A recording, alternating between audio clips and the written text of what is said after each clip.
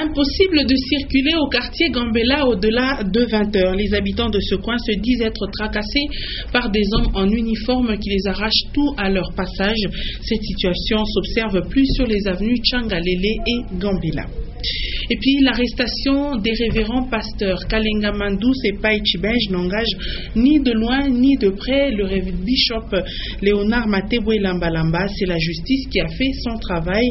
Cet homme de Dieu l'a annoncé ce mercredi au cours d'un point de presse, mais celui-ci a tout de même énuméré des points qu'il reproche à ces deux pasteurs. Bonsoir mesdames, bonsoir mesdemoiselles, bonsoir messieurs, bienvenue à vous tous à cette édition vespérale du journal. Je le disais tantôt au sommaire, l'insécurité, on en parle encore au quartier Gambela, sur les avenues Tchangalele et Gambela. Plusieurs personnes ont vu leur bien être ravis par des hommes en uniforme, pas donc moyen de circuler librement au-delà de 20h. C'est un reportage de Célestin Mugonza et Félicien Kassongo. Les hommes en uniforme qui font la garde de l'ancien ministère des infrastructures sur l'avenue Gambela seraient à la base de la terreur dans ce quartier. Les habitants ont du mal à circuler au-delà de 20 heures par crainte de tomber dans leur filet. Téléphones, argent et autres biens de valeur sont ravis aux citoyens à leur passage. Alors il y a beaucoup de soldats qui gardent ici. Apparemment 10, tu vois. Alors ils s'échangent.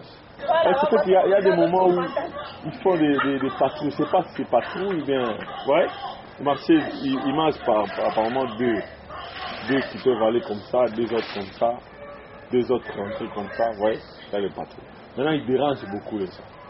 Quand par exemple le soir à 21h, on ne peut pas passer là-bas.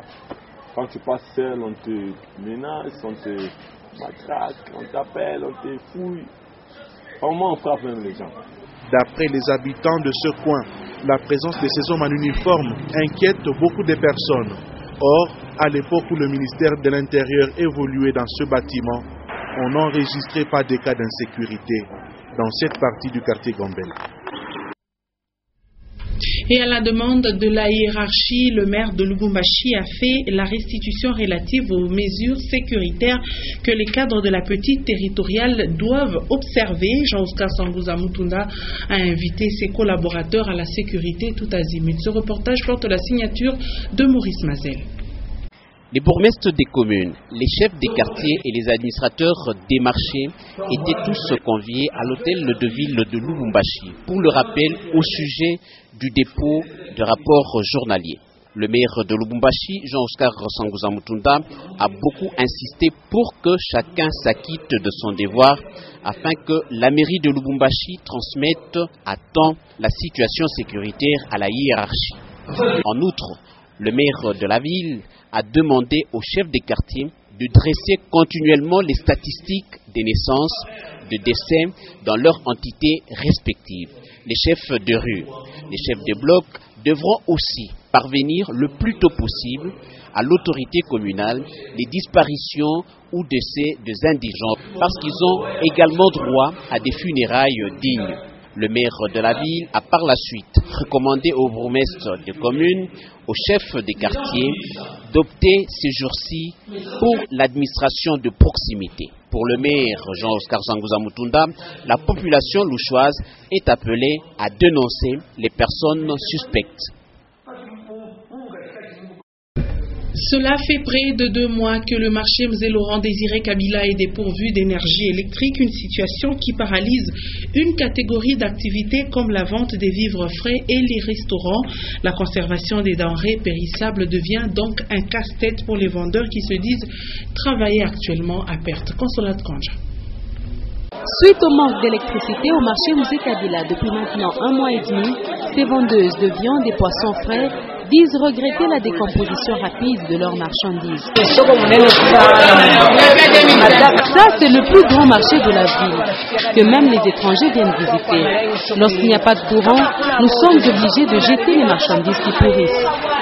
Pour d'autres, cette situation a créé une méfiance chez leurs clients qui les fréquentent de moins en moins. Pour tenir le coup, certains préfèrent conserver chaque jour leurs marchandises à la cité avec tous les coûts de transport. Conséquence, la perte de bénéfices.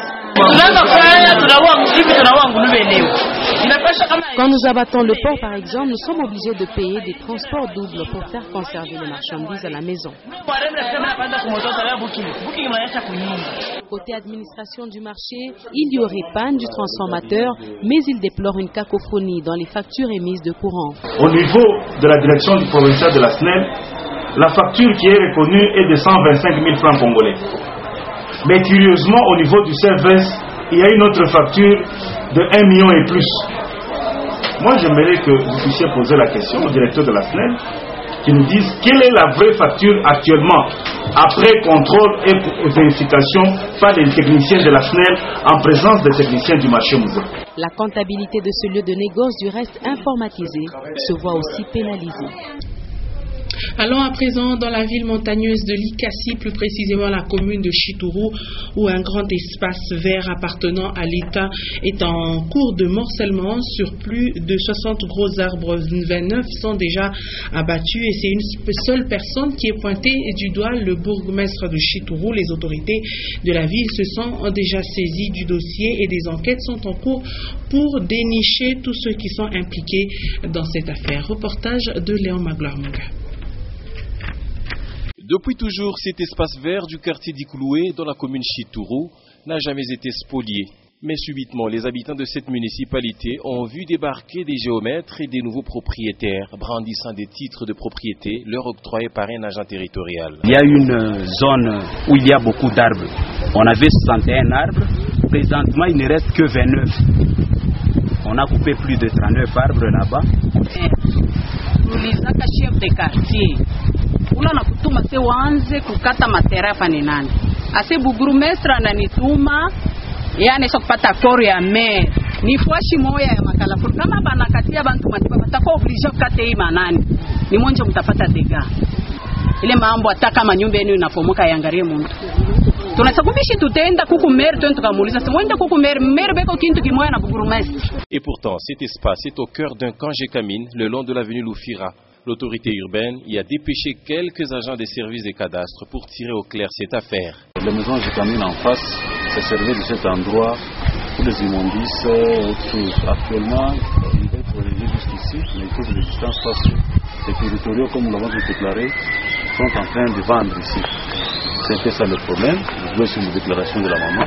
Ces arbres et cet espace vert ont toujours été d'un apport considérable en ce qui concerne les jeux d'enfants et la conservation de la nature.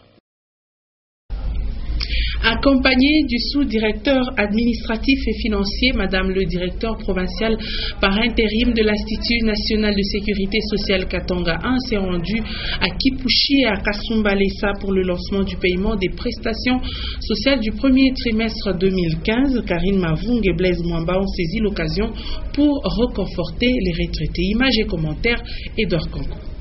24 heures après le lancement de la campagne de paiement des prestations sociales à Lubumbashi, la même opération a eu lieu dans la cité minière de Kipushi.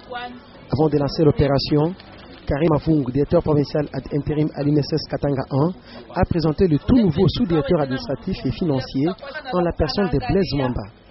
L'augmentation à degré de 30% sur le salaire des retraités a reçu les bénéficiaires.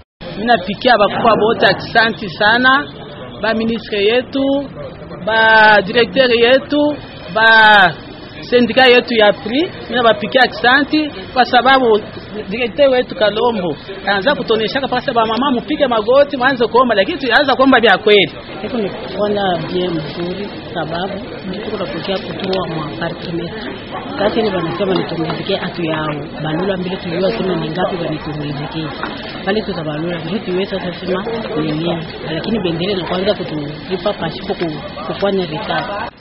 Quelques heures plus tard, la délégation de l'INSS s'est rendue à l'antenne de Kasumbalesa pour la même activité. Ici, Madame le directeur provincial a réconforté les pensionnés et leur a demandé d'être patients et d'avoir toujours confiance en leur institution. Kama kuko ma réclamation, mupite ku bureau. Ma réclamation yote mupite ku bureau. Batatonesha tutaona namna kai. Kama nakusema ni ndio tunaposha kuituma Kinshasa, tutatuma Kinshasa. Bataleta solution tunamfikia kisasi.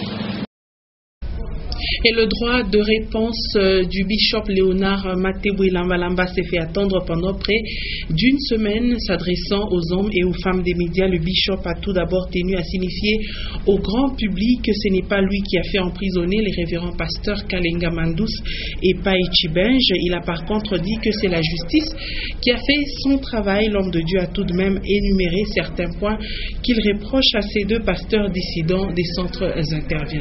Suivez. La salle où s'est tenu le point de presse était bien remplie. Et dès son entrée, le bishop Léonard Mateboué Lambalamba a déclaré à la presse qu'il n'a pas été responsable de l'arrestation des révérends Mandous Kalenga et Païchi Benj. Moi, je pense qu'un journaliste qui est bien formé, il a l'information. Est-ce que vous êtes allé là où on avait arrêté le pasteur, il parle de deux pasteurs, je vais aller directement. Là où on avait arrêté le pasteur Kalenga Mandous, berger dans notre jargon. On vous a dit que ce Lambalamba qui avait porté plainte, ça c'est d'abord la première question. Moi je ne connais pas qui l'a fait arrêter, il a ses chefs. Si ce sont ses chefs qui ont porté la main sur lui, ou qui l'ont trouvé, je ne sais pas, en sortant de lui, qu'est-ce que j'ai à faire avec ça? Néanmoins, le centre intervient et voix reproche quelque chose à ses deux enfants de la maison, aujourd'hui égarés, a déclaré le bishop à la presse. On a dit qu'est-ce que vous pouvez déplacer pour deux raisons. D'abord, nous sommes chez nous, parce que l'église, la bergerie de la Gécamine est sur son terrain, c'est la parcelle de l'église. Mais lui, il est dans une parcelle là où il est locataire. C'est plus facile. Même nous, en évitant des problèmes, nous allions facilement nous déplacer. Mais comme nous sommes chez nous et que c'est lui qui est locataire, et il était pasteur là, dans cette église, mais pourquoi il ne peut pas s'écarter un tout petit peu? Les portes sont grandement ouvertes, a-t-il ajouté, à tous ceux des enfants égarés qui voudront revenir demander pardon. Toujours en religion, l'église évangélique luthérienne au Congo tient à se réconcilier avec elle-même et dans la vérité après une décennie de tumulte, d'où l'ouverture de cette assemblée générale dénommée Synode national de Lubumbashi 2015 à l'Institut théologique de Kimbeimbe. Les évêques et membres effectifs de tous les diocèses de la République démocratique du Congo y prennent part, question de renforcer la restauration et la réunification. Antoine Roger Bouilly et Freddy Bouquet nous en parlent. Ce synode national de l'église évangélique luthérienne au Congo Lubumbashi 2015 vient sceller la restauration, la réunification et la cohésion retrouvée en 2014 par les partis autrefois en conflit. Gilbert Ilunga Nkassa, secrétaire général ELCO. Il fallait que tout ce travail qui a été abattu en amont soit présenté dans cette assemblée générale afin de sceller et tourner définitivement la page du conflit et envisager l'avenir avec beaucoup plus de sérénité. Tous les évêques des provinces ecclésiastiques du Congo ainsi que les membres effectifs vont se concentrer et arrêter des stratégies ou résolutions pour une nouvelle marche de l'ELCO. Le synode qui vient d'ouvrir ses portes va pouvoir délimiter ou découper les nouveaux diocèses afin que le nombre des diocèses et le nombre des évêques soient compatibles. Et les messages aux chrétiens luthériens et la consolidation de la paix. Et pour nous luthériens, les conflits, les tiraillements, ça appartient au passé. Nous nous tournons actuellement vers l'avenir, ensemble, et c'est de là que nous allons tirer la force de cette grande église qui va bientôt célébrer les 500 ans de la réforme luthérienne. Les assises sont présidées par Monseigneur Mwamba Soumaïli, évêque président du 8 au 12 avril 2015. Elles seront ponctuées par la consécration des deux autres évêques, dimanche 12 avril 2015. Parlons actualité hors de nos frontières. Avec le 21e anniversaire du génocide rwandais, la France déclassifie les archives de 1990 à 1995 et en Syrie, difficile d'éviter une opération militaire selon le ministre syrien de la Réconciliation nationale. Suivez donc ces commentaires de Titiane Bouillou. 7 avril 2014, cérémonie officielle des 20 ans du génocide rwandais. Le président rwandais Kagame s'en prend une nouvelle fois à la France. Avril 1994, le président Habyarimana est tué lors d'une attaque contre son avion. C'est le déclenchement du génocide rwandais. 800 000 morts et seulement en 100 jours. Principalement des Tutsis massacrés par les Hutus. Fin juin, une zone humanitaire est créée, censée assurer la sécurité et la protection des populations. C'est la zone turquoise. Là sont positionnés les Français, des militaires accusés dans le régime de Kigali d'avoir été complices. Depuis, les relations entre Kigali et la France sont difficiles. En Syrie, une opération militaire est inévitable dans le camp des réfugiés palestiniens de Yarmouk dans le sud de Damas. Déclaration du ministre syrien de la Réconciliation nationale, Ali Haïdar. Il y a une semaine, je vous rappelle, les djihadistes de l'organisation islamique se sont emparés de la quasi-totalité de ce camp. Suivez à présent cette lecture du quotidien d'information générale La République, ce quotidien paraissant dans la ville-province de Kinshasa. Cette lecture est faite pour vous par Lumière Moussa.